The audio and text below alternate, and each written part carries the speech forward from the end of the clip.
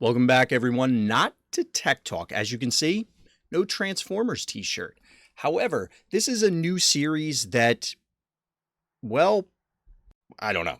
We'll find out. The name is still a work in progress. We'll call it Verse Plays or something. The idea is, as mentioned on a recent Tech Talk that you may have seen or heard, that we're trying to expand into additional other areas.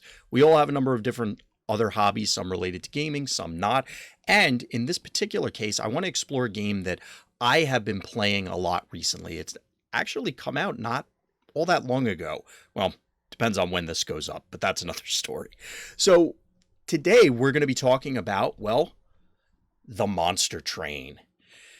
To borrow a little bit from another favorite series of mine, Gears of War, the Monster Train does not go woo-woo. The Monster Train goes woo! And this game is a lot of fun. Now, for all the Transformers TCG people out there or other TCG people who happen to be tuning in just because you enjoy the soothing baritone of my voice, well, the Monster Train is a card game. If you're familiar with Slay the Spire, you're probably going to hear a lot of things that are very familiar as I explain how this game works. For those of you that don't, well, we'll start out with this. It is a deck building roguelike. Now, that's a genre of video game that I personally have not been familiar with until, well, relatively recently. If you played Darkest Dungeon, I think that fits the category. The idea is that you start from a base. In this particular case, you'll get a starting set of cards that are guaranteed every game. There's a little bit of randomness and flavor as thrown in when we talk about the clans in a moment. And then through the course of the game, through the 9 circles of hell, and I'll explain the lore momentarily, you will add cards or subtract cards from your deck while trying to compete against other players and defeat the different bosses and different enemies through the 9 circles, ultimately culminating in Seraph. Now, I threw a whole bunch of things out there. I'm going to try and talk through each of them, and I'll show you the beginning of a run, so hopefully it makes a little bit of sense.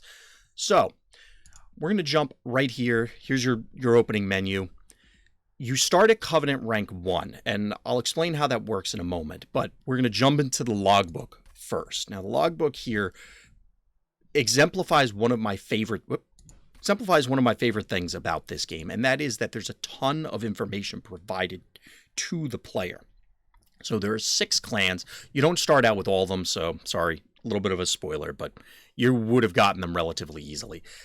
You start out with you have the availability for different clans. You start out with a primary clan and then an allied clan. You can mix and match, and we'll see this on the starting screen in a moment. But the cool thing here to me is that there's a lot of information provided by the game as you fill out the logbook, as you discover the various parts, and I haven't even found them all within the Monster Train. There are a lot of variations and a lot of things that play into this game additionally. So we're actually going to switch gears over to the beginning of a game to help explain what's going on. So we're going to start a new run here. We won't go all the way through, but this way at least you'll have a little bit more context to what I'm describing. As I mentioned, you're going to start out by choosing a primary clan, and you could just go random, and an ally clan, and again, random. If you choose to include a specific faction, whether it's here or it's here, you're going to get a picture of your primary clan's champion, which you are guaranteed in your opening hand of every game, every round, every whatever you want to call it. Back here, you're going to see an image of the allied clan. You don't get a champion there. This is just an arbitrary unit, minion, whatever. The other major thing you're going to see here is the Covenant rank. So the Covenant rank is one of the unique mutators for this game.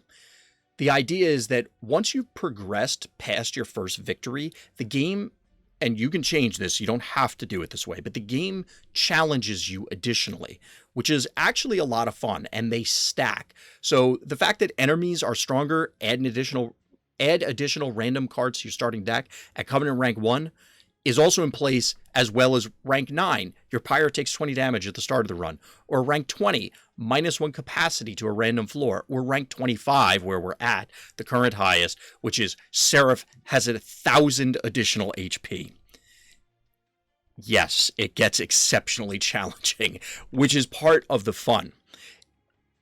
The expectation is that, yeah, you can win streak, and I've seen a number of people get to relatively high win streaks. However, it ain't easy.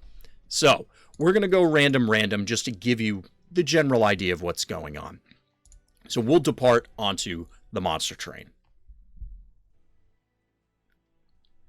So the monster train goes choo-choo. Now, again, there's a lot of information that gets presented by this game, which I think is really cool, and one of the many reasons that I really enjoy it. So, as we saw earlier, we're going to get random starting cards. You're going to get 2 from your primary faction. And again, this is all talking within the context of the highest rank. As you start out, a lot of these rules will change and make your life significantly easier. But you start out with 2 random cards from your primary clan, in this case, Umbra. 2 from your allied clan, in this case, the Stygian Guard, and 1 more from your primary clan, again, Umbra. You're also told the different variations of Seraph. So the lore in this game is entertaining, we'll say. So the idea is that Hell has literally frozen over. Seraph has effectively won the war, but at some point there was a covenant between heaven and hell and among the different clans in Hell that had brokered some kind of peace. Seraph betrayed all that, destroyed the pyre, which was what literally kept Hell hot, and then, as a result, all of it froze over. So your goal is to get the pyre from Limbo, where you start on the outer circles of Hell, to the 9th circle of Hell, to reignite the pyre and warm Hell once again. There's a lot of cute and dark humor on each of the cards. As you can see, there's a, down at the bottom here, a small snippet of the lore, and that's really how we get it. There's some dialogue between the bosses and you. There's some attached to the cards, and the rest is just kind of piecing it together. Since I know there are cards I still haven't discovered, I know there's still more lore out there, and I'm anxious to try and find it because it is kind of amusing. There's also a lot of puns to be found in the cards, which amuses me to no end. But anyway, we are facing off in this particular run against a final boss of Seraph the Diligent. This Seraph will devour our spells. You don't really have to worry about that for now. We're not going to get that far in the run. But what I do want to point out is, as I mentioned, we start here in the first circle, the current ring of Limbo.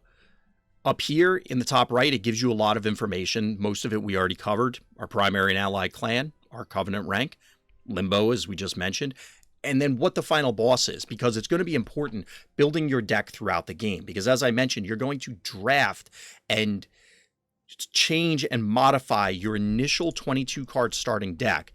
Remember, these dead weights and other things. This is our champion. Dead weights come from certain covenant ranks. And then here are our starting cards. As you'd imagine, most of the starting cards, outside of the random ones, are not necessarily the most powerful to begin with. But the deck can do some very funny things depending on how you build it out. And if you've drafted in other games, physical or otherwise, you probably know that feeling where it's a lot of fun drafting it, and sometimes more fun than actually playing. The integration of the draft and the play here is very important because it's after every single boss fight, and this is a boss here, you will then have the opportunity to choose one of 2 paths. And once you choose one, you are locked out of the other because the train's only going one way on this track. So you could visit the Merchant of Magic after we defeat the first boss and collect some gold, or we could pick up a new unit and the Merchant of Steel, who happens to upgrade units, whereas the Merchant of Magic upgrades spells. As you can see, well, actually you won't see, but by default, each unit and each spell has 2 upgrade slots. So as you progress through the various circles, you'll eventually meet some of the guaranteed bosses. Specifically, it's Daedalus here, Fel here, and then ultimately Seraph down here at the Frozen Heart. Now, why do I bring that up? Because you can't see the battles what bosses those are, and there are multiple options. But you are guaranteed to fight specific bosses every time. The information provided here is important. See how the seals have a little symbol here? Each of those correspond to different variations of the boss. We can plainly see this with Seraph the Diligent and Devouring Spells. The little no sign that's up there is different from the Seraph, such as Seraph the Chaste, who will remove debuffs from their guys and remove buffs from our guys. So all of this can be seen from the opening map. Additionally, in the map, you get provided all of the different events that you have access to, so you can map out your entire run right from the beginning. It gives you, as the player, a whole lot of control to try and fight through each of these circles, which I think is really interesting. It's not just, well, I'm drafting my deck, I hope this works out. You have a lot of power in your hands as you build this out. Now, the drafting mechanics come in because when you hit something such as a Stygian Banner, or when you defeat a boss, you're going to be presented with card packs. Now, card packs, when you defeat the boss, there are 3 cards. When you have these unit banners, there will be 2 cards, specifically 2 units. If you'll notice, there aren't a whole lot of banners, so you have to choose the route you're going and get the appropriate tools early on. So it does matter. All of the decisions matter as you progress through each circle, and they compound.